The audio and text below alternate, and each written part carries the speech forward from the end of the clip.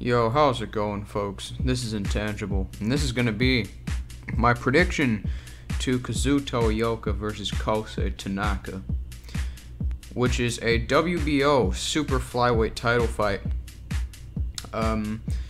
A fight that I have been looking forward to this whole year, a fight that I've been talking about this whole year, that I made a video about dating all the way back to June.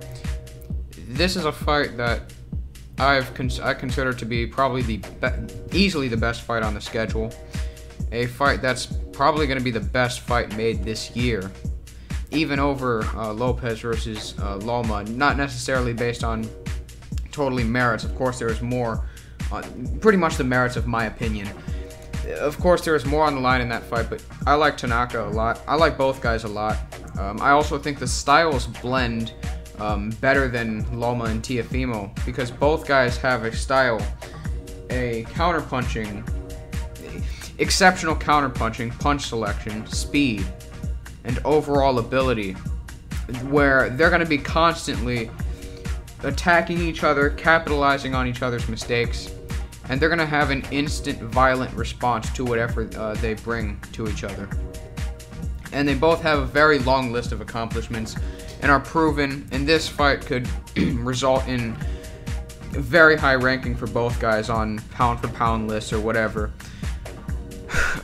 and would propel especially Tanaka's accomplishments to an even higher level as well. Tanaka, winning this fight would become the fastest 4-weight world champion in the history of boxing by a considerable margin between he and Oscar De La Hoya, who currently holds that record. Did it in 24 fights. Tanaka would be doing it in his 16th fight if he were to defeat Kazuto Ioka. And even if he didn't defeat Ioka, he'd still have 7 fights to be able to do so. So, Tanaka has a I think he does have a very good chance in this fight. There's historical precedence to this fight.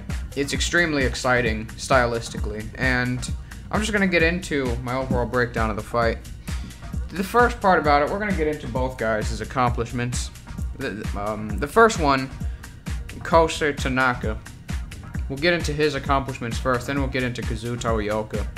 Tanaka is a 3-weight world champion, the former WBO flyweight champion, WBO light flyweight, and WBO strawweight champion of the world, also known as minimum weight, 105 pounds, whatever you want to call it.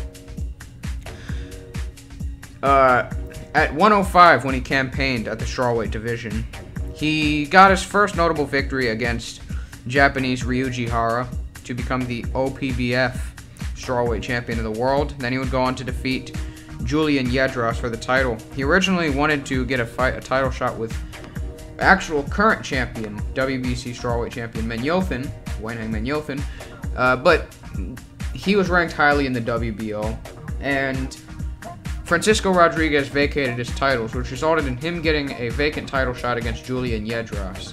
In a very exciting fight, he won by decision. He would then go on to make a title defense against eventual WBO strawweight champion of the world, Vic Saludar, in a fight he did struggle mightily in, but he was able to get the stoppage. He would then go on to move up to the light flyweight division, have an interim fight, then fight Moises Fuentes for another vacant title, but Moises Fuentes, a very established fighter in his own right, he's defeated guys, drew with Donnie Nietes, but beat guys like Ivan Calderon.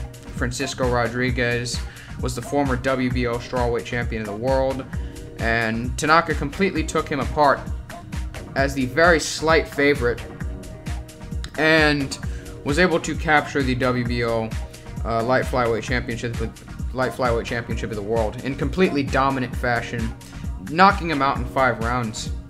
He would then go on to defeat another future world champion, Angel Acosta.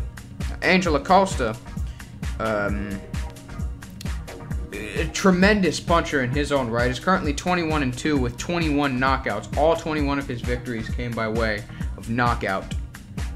He defeated Angel Acosta. The fight previously to the fight, Acosta would capture the WBO light flyweight title, which was against Juan Alejo. He defeated Angel Acosta by a unanimous decision. Looked much better in defeating him, I feel, than Elwin Soto did. Was defeating Acosta on points, pretty much outclassed him over the last 7 rounds. Showed an overall versatile ability, improved defense, improved tactics. He would then go on to defeat Paleng Paul CP Freshmart later on in the year. Now, here's the problem. He was actually set to compete for Undisputed, eventually set to have fights against guys like Yagashi and Taguchi, and he was apparently set to have a fight with Taguchi later on New Year's Eve after that fight, which was a fight that ended up being replaced with another unification between he and Milan Malindo. But he ended up breaking both of his eye sockets. He was having trouble making the weight, so he ended up moving up, had another interim fight, and then fought Sho Kimura. And that Sho Kimura fight ended up being my personal 2018 fight of the year. It was a great fight. Excellent fight, high volume, ebbs and flows, life and death. Tanaka was doing very well. Over the first 9 rounds, he started to pick up a pretty commanding lead, but then in the last 3 rounds, he was expending so much energy, he started to tire. Kimura started catching up with him, hurt him actually in the 12th round, and probably ended the fight on a better note than Tanaka did, but Tanaka did enough, outboxed him in the earlier rounds, was able to beat him on the inside, beat him on exchanges, beat him on hand speed, just was overall did a little bit more to defeat Sho Kimura. And then he would have a fight against former unified light flyweight champion, but as a WBO flyweight title defense against Ryoichi Taguchi. In that fight, he would win a dominant unanimous decision, and then he would go on to defeat Jonathan Gonzalez in a fight he struggled in, and he would also knock out Chinese sort of fringe contender Wulon Tuolahazi on the undercard of Kazuto Ioka versus Javier Cintron. So that's Tanaka's career for you. He's defeated 5 former, current, future champions, 3-weight world champion. 2 of them were vacant, but he was able to beat a legit former champion for the 2nd vacant title.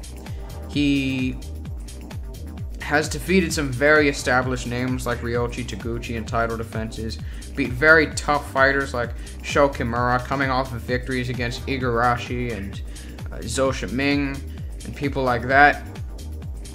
And also defeating Fuentes, who's one of the more notable lower weight fighters of the last decade. You know, even when he didn't win, he still put up good performances, like against Nietes, where he arguably won the first fight, which was a draw. Overall, Tanaka is an outstanding resume and list of accomplishments. One of the better ones in the sport. And if he defeats Ioka, that sends him to new heights. That puts his resume, in my opinion, above Lomachenko and Crawford's. But yeah, I'll get into that at some point. Kazuto Ioka, let's get into him. Kazuto Ioka, early on in his career, had 5 fights, and then in his 6th fight, I believe it was. I think it was in his 6th fight. He defeated Oledong Samurai for the WBC Strawweight Championship of the World. This guy defeated Eagle Kyowa for the WBC Championship. Eagle Kyowa was a long reigning champion who defeated guys like Rodel Mayol. You know, he was actually an excellent strawweight fighter himself, a long reigning champion. Sith Samurai would defeat him. Ioka would then defeat Sith Samurai in the 5th round by knockout. He would go on to defeat Akira Yagashi to capture the WBA Strawweight Championship and unify the strawweight division and get off to a very good start in his early career. Now, in between those 2 wins, he would also defeat future champion Juan Navarrete. And I think he would stop him. But the Yagashi fight, he would win a unanimous decision in a very close fight. I thought it was a close but clear victory for him. Right? He would then defeat, I think his name was Jose Rodriguez, I think it was, for the vacant WBA regular light flyweight title. He would not ever challenge Roman Chocolatito Gonzalez for the super title. He would go on to make title defenses against, I think he was a former champion in Ekuit Song Nui, who lost to Muhammad Rahman, I think that's his name. He would also defeat Felix Alvarado, a future champion, who's actually the current IBF light flyweight champion, a very hard puncher and a rough and rugged fighter whom he had a fairly tough fight with. A fight that he did have to grind out in order to win. Was sort of having to face pretty imposing strength and power on the inside throughout that fight. He would then go on to have fights against Juan Carlos Reveco, which are the last two champions that he's beaten. Okay, now in between then, in between his light flyweight reign and the Reveco victories, where he would capture the WBA regular flyweight titles, he would lose his first ever fight. He would lose. He'd take his first ever loss to I'm Not Ruin Wrong. Okay, who he was challenging. He was moving up to challenge for his IBF flyweight title.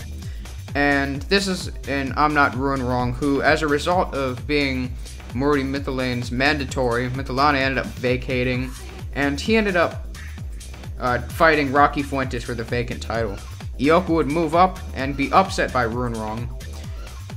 But after being upset by Ruin Wrong, he would eventually fight Juan Carlos Reveco. Now, this would make Kazuto Ioka a 3-weight world champion. The first fight against Juan Carlos Reveco, I personally thought he lost. But the thing is, when it came to the I'm Not Ruin Wrong fight, I thought Ioka beat Ruin Wrong. But I thought he lost the Juan Carlos Reveco first fight, because I thought Reveco, one thing with Reveco is his work was just so disruptive for Ioka. He wasn't allowing Ioka to set his feet. He was never giving Ioka a lot of time to establish proper positioning and timing for his punches, which Ioka relies so much on. He was moving in and out. He was stepping inside, outside, working the body, closing in and trying to penetrate through the guard, blocking his guard, and using all types of different tactics and variants to his offensive arsenal and movement. Ioka just had too much trouble with him, and past the first 2 rounds, I thought that's when Reveco started to take over. But the second fight, things got better for Ioka. I personally had Reveco up before the knockout, I'll be honest. I had him up 7-3, I believe it was, and then Ioka ended up scoring a knockout in the 11th. Which was a great win for Ioka. While I had him losing, it was a legitimate knockout victory. Then Ioka would go on afterwards. Would have fights against guys like Noknoy, CP Freshmart.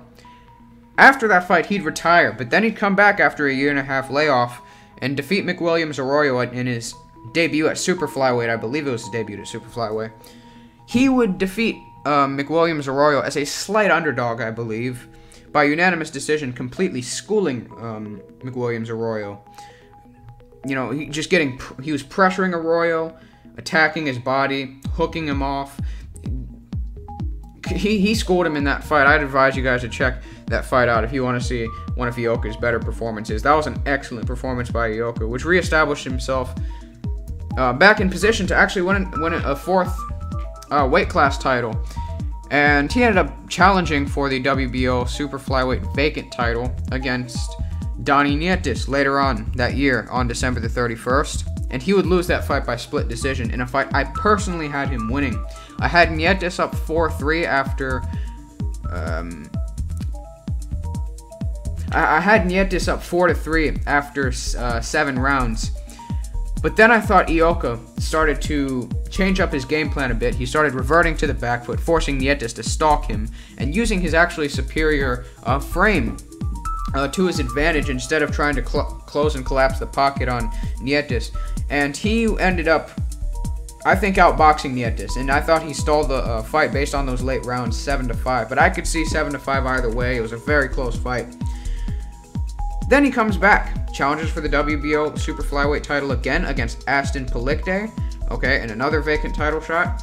He would defeat Aston Pelikte by a 9th round TKO in a very exciting fight. He was definitely winning the fight, but he did face some adversity. In the 7th round, he got clipped with the right hand. He actually got stunned quite a bit.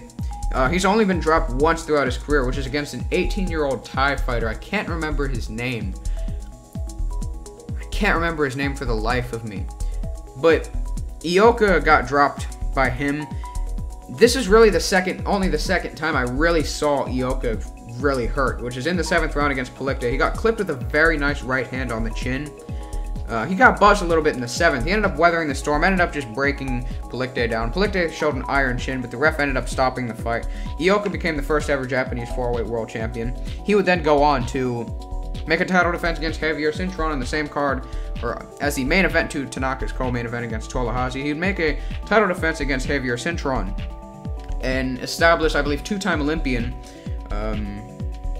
Very good, long, 5 foot, I think, 5'7", 5'8", super flyweight, very tall guy, long reach, southpaw, good counterpuncher, could move around the ring, but Ioka was just levels above him. I had him winning the fight by a wider margin than the judges did. I personally had him winning 117-111. The judges had it 115-113 and 116-112. So that's Ioka's career for you. I've spent about 15 minutes just going through their resumes and their careers. To get into them stylistically, Tanaka, I'll get into him first. Excellent counterpuncher, excellent mover, very good footwork, in and out movement, throws punches in combinations, is an exceptional body puncher, sets up his punches very well. It has a much improved jab. Is a much improved fighter, improved defense. Tanaka used to rely so much on beating you pretty much exclusively on hand speed, but he's much better now. You sort of notice in Tanaka's fights, in the midst of his combinations, his defense is a bit leaky when he's setting his feet and waiting for you to sort of initiate. But in the midst of his combinations, he does actually utilize some nice maneuvers, which make him a little bit better defensively, where he'll drift off to the left to set up the left hook after the 1-2. He'll lean under, step underneath to set up the left uppercut. Has a beautiful left uppercut. That's probably the best shot in his entire arsenal. He's got a beautiful 1-2, has incredible punch variety. His punch variety is never super consistent. His jab has gotten much better. The problem with Tanaka, though, is he's fairly easy to hit outside of his... because Tanaka likes to sit in the pocket and wait for you to initiate so he can counter. He's a natural counterpuncher. So he's easy to hit under those circumstances. He's open to the liver. He's also dragged into dogfights a bit too easily, when he could make fights even more easy for himself, especially like, say, the Ryoshi Taguchi fight. He could have made that fight easier for himself had he moved off the back foot. Same with the Sho Kimura fight. Had he just stuck with his footwork, used his jab, utilized his counterpunching. But he was just so hell-bent on trying to exchange with his opponents. You know, I think part of the reason, though, is because he's got pretty short arms. He's got only a 63, 64-inch reach. I've heard conflicting sort of reports in that aspect. So he kind of does have to fight on the inside to some degree, and he's going to have to do it in this fight because Ioka does have the reach advantage, and I also suspect that his arms are longer than Tanaka's. So Tanaka's probably going to get inside for this fight. Tanaka has great heart, though, great conditioning, great motor. A lot of things to like about him, some flaws, but still an excellently skilled fighter. One of the most offensively brilliant fighters in boxing. Combination punching, singular shots, counter punching. His counter punching is genuinely a thing of beauty. Kazuto Ioka is more of a calculated pressure fighter who does know how to box off the back foot. Has an excellent excellent left hand in totality. He's got good power in his right hand, but he genuinely does have not quite super concussive, but genuine power in the left hook. Like, you saw him hurt Javier Cintron numerous times with that left to the body. You've seen him actually buzz Reveco at times with the left hook. He's got a genuinely serious left hook. A very good timing with the shot, very excellent speed with it, which is why he doubles it up so effectively. Nice uppercuts on the inside, a solid inside fighter. Although he does like to, he tends to like to fight off of his jab. He's got better defense, I'd say, than Tanaka. Does actually defend himself a bit better outside of the exchanges and in the pocket. Now, in the exchanges, however, he does tend to walk straight in. His head movement, he'll show head movement, but not necessarily on a consistent basis. His attacks can be picked off. Palikte was able to do it, like I said, when he hurt him. Palikte was able to actually do it somewhat effectively in the earlier rounds.